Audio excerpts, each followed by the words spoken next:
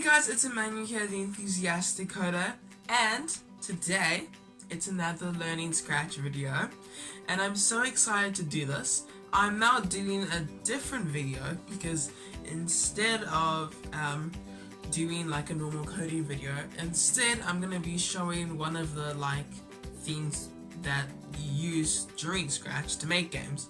So it's not really now about making them, it's about seeing the process of what you'll do when you're making them. So I'm very excited to do it. So without further ado, let's get into it. Is that what I said?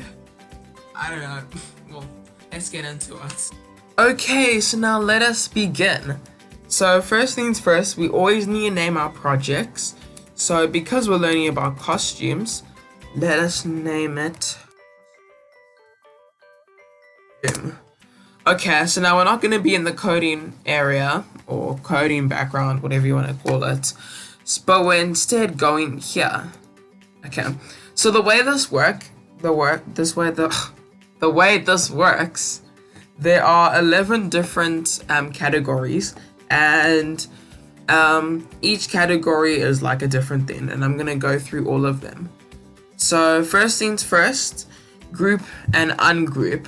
So basically, when I take my cursor and I hold it over the Scratch cat, the whole thing's grouped. Okay, the whole thing's grouped. Reason being, because everything is one. That's why it's grouped. Because when you're in a group, you're all one. That's why if I do this, everything stretches with it. Everything.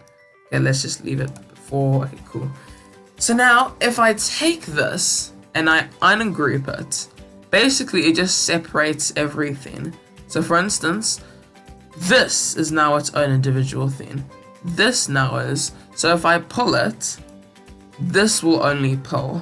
Yeah, that looks very scary, but that's only going to pull.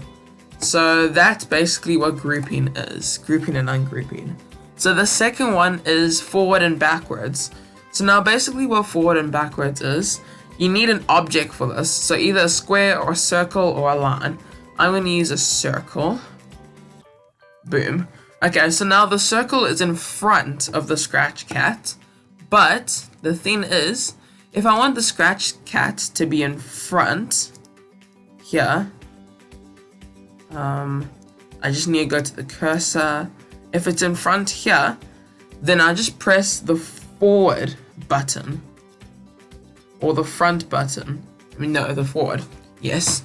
And then now, the Scratch cat is in front of the circle. Reason being, because when you press the forward button, then it just goes in front of all the objects. And same as when I press backward, it goes behind the object. And actually, the same is for front and back. Honestly, don't know what it means. I think front is basically when it just goes all the way. So in front of every single object. And yeah, that's why you can see the symbols, because the symbols help a lot. So now the next one is copying and pasting. So now let me just delete this. No, you know what? I'll keep it for the next one. So copying and pasting, it's just the same thing, Ctrl-C, Ctrl-V. You can do that. Okay, it's already grouped. So when you want to copy this, let's say I want two of the Scratch cats, then I'll press the copy, and it's very simple. Then I'll press the paste, and now I have two Scratch cats. Also, if you don't know already, everything that happens here happens on like a display. So we have done that. Now we go to delete, and I wanted to show you. It's very simple. This kind of like drawing setup is very easy to understand. So delete. It says it right there. Very easy and simple to understand. Now, the next one, the sixth one, we are now more than halfway, is flipping horizontally and vertically. So now the Scratch cat is looking on the right. What happens if we want the Scratch cat to look on the left? So now, if you watched my fourth Scratch video, third, yes. I've done a lot. You can see that I played around with this for the animating. I'll put the link in the description below for that. just so you know. There you'll learn how to make characters talk. So now we can flip the scratch cat, and it's gonna flip the other way. And that's really cool if you want to orientate a character the other way, or if you want to make something one way but you can't do it the other way. So for instance here, boom. Okay, let me delete that. And the same also happens vertically. So yeah, and then you can do this, and then now it's like that. So yeah, it's very cool. And then the top left, okay, I didn't know what to call this, so I just said top left. This is basically this and this. So the costume, basically it's what you can name it. So I can name the scratch cat.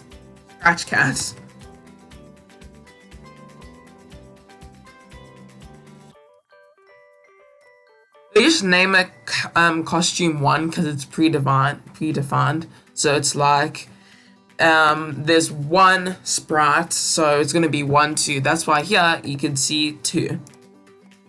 Yeah, and if you want to see how I animate using different costumes, you can see the 4th video. Free publicity. But let's go back to the top left. Okay, so now here is the undo and redo. So for instance, what I've been doing a lot is that when I did this, I didn't like it like this because I didn't end up putting it back properly. I was very smart. But now when I press this button, I undo it. And the same is also for the redo. I can redo it. And then the fill is so cool. You can change colors of things. So I want the scratch cat to be red. So I'll make the scratch cat red.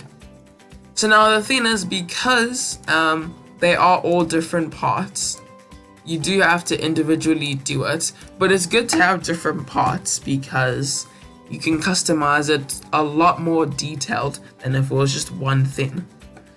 Okay, and then lastly, the outline. So outline is basically the thing that makes animated characters animated, like the lines and the cell shading that they have. So for instance, you can see the black line here. I can make it real thick. Like real thick. Yes, that's a lot more thicker. No, wait. Yes, I can make it a lot more thicker. And yeah, that's basically outlining. So now the next part is the symbols. I just named it symbols because it symbolizes the thing that it does. So first things first, if you hover around the object, you can see the name of it. So this is select. This is basically everything that you can click on. I can click on this, yeah, etc. You know what I mean. It can also allow you to move around. You can also move around using these. And you can hold to select things like that. And then the next one is a reshape. Now you get, this is a lot of details. It's like really for the people that really want those precise details. I don't usually use it because I don't need it a lot. Like you can really precisely do things. Okay, next one is the brush. It's basically just a paintbrush. Yeah, basically just painting. You can use it to create your own themes. I don't like to use it. I rather like to use squares and circles. Or sometimes if I have to, I'll use the paint. And the rubber just erases things. Okay.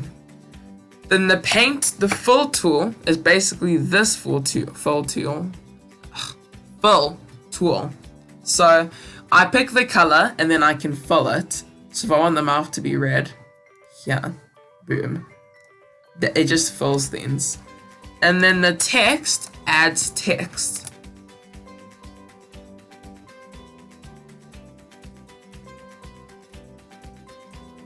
Yeah, everything is very self-explanatory, and that's what really helped me to get through this coding, to get to know Scratch, because everything's so self-explanatory. Like, this is used for lines, and the cool thing is you can join them together so that you're more precise. And even some really good game engines don't have that. Like, I remember using other ones. That's just the nice thing about Scratch. The circle tool is used as a circle, and the square is also used as a square. Yes, very self-explanatory. And then the next one is the bottom right. So these are just the tools for doing this. This brings it further. Yes, got it right, score. And this brings it closer. And this is basically just used to like, to go on the details. And this just puts it in like, I think, the default position. I'm not sure if that's the default because when I go here, whenever I go into a new costume, that's not the default. But one of the last ones, number 10, is converting to bitmap. I rarely use this. It's just kind of like a pixelated form. Like, take a look. Yeah, it's just basically pixels, and it's very useful. One thing to note is that if you do convert to bitmap, when you convert back to vector, everything stays pixelated. So just one thing to note. And last but not least, the costumes. So as you saw, costumes are basically just predefined. So costume 1, costume 2, it's just basically the names of the things. If I duplicate this, this will be costume 3, costume 4, costume 5, and so on. And when they get more, you have a whole thing to do this.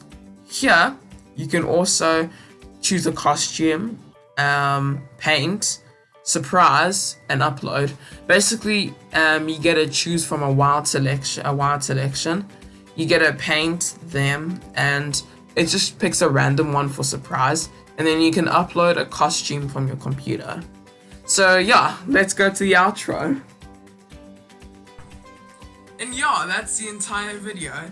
I'm very sorry that the video was very long because yeah, I know it was very in-depth, so I tried to cover everything as much as possible to the core, and the video did quite take a long time. Let me just tell you a bit of a secret. So now the thing is, since I went really in-depth into this, you know everything about this topic. Now the thing is, before, if I was to do something, I would just go over most of it. So all the tiny little details, you would have to see another video that touches on that. But in this long video, I go through everything. And if I do a video oriented around this, then yeah, because I would rather show all of the things needed than to do something and only show most of it. So it's kind of hard because I do need to show most of it and not all of it so that the video is short. So give or take, yeah. But yeah, if you like the video, please like and subscribe if you want to. And remember, have a good day. Peace.